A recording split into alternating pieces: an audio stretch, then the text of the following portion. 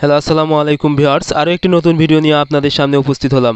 আজকের ভিডিওতে মূলত আমি আলোচনা করব আপনাদের কোয়েল পাখির বাচ্চা থেকে একদম বিক্রি করা পর্যন্ত বা ডিমের প্রোডাকশনে আসা পর্যন্ত আপনাদের কোয়েল পাখির কি রোগ হতে পারে এবং এই রোগ থেকে রক্ষা করার জন্য আপনারা কি ওষুধ দিবেন বা কি ওষুধের ডোজ করবেন।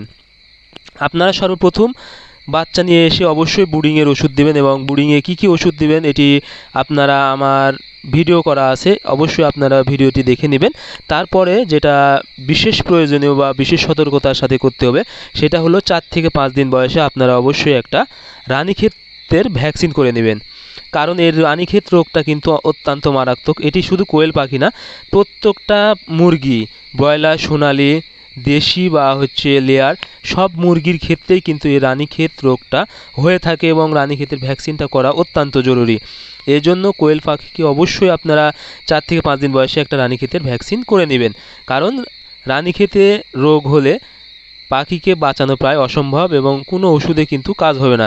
এবং কোয়েল পাখি কিন্তু অত্যন্ত ছোটো হয়, এটা খুব সহজে কিন্তু মারা যাবে।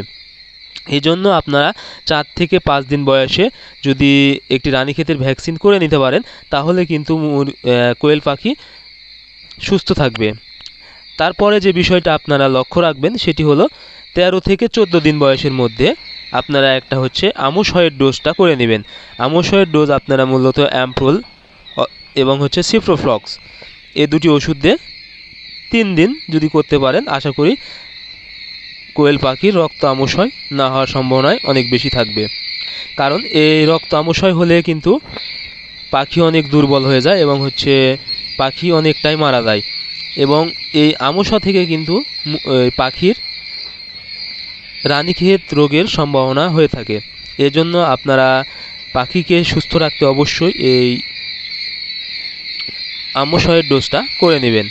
আর আরেকটি বিষয় লক্ষ্য রাখবেন সেটা হলো রানীক্ষেত রোগ থেকে রক্ষা করার জন্য আপনারা পাখি যখন বড় হবে সেক্ষেত্রে এবং ডিমের প্রোডাকশনে আসবে তখন কিন্তু আপনাদেরকে 1 মাস পর পর এই এই ডোজটা করে নেবেন বা এই রানীক্ষেতের ভ্যাকসিনটা করে নেবেন। আরেকটি বিষয় হলো সেটা হলো আপনারা 1 থেকে 1.5 মাস পর পর আমোসয়ের ডোজটাও করে নেবেন। আর আরেকটা বিষয় সেটা হলো পাখি কিন্তু যখন নিচে খাবার খায় সেক্ষেত্রে একটু নাড়িতে ঘা হওয়ার সম্ভাবনা থাকে। এই জন্য আপনারা নাড়িতে ঘা হওয়ার যেন না হয় সেক্ষেত্রে আপনারা নিওমাইসিন সালফেট দিয়ে মাঝে মাঝে ডোজ করবেন। তাহলে কিন্তু পায়খানা এবং নাড়ি একদম সুস্থ থাকবে এবং কোয়েল পাখি থেকে আপনারা কিন্তু পর্যাপ্ত পরিমাণে ডিমের প্রোডাকশন নিতে পারবেন এবং আপনারা আর্থিকভাবে কিন্তু অনেকটাই লাভবান হবেন। এই জন্য অবশ্যই আমি যে ডোজগুলো বললাম এগুলো করে নেবেন। ধন্যবাদ সবাইকে। আল্লাহ হাফেজ।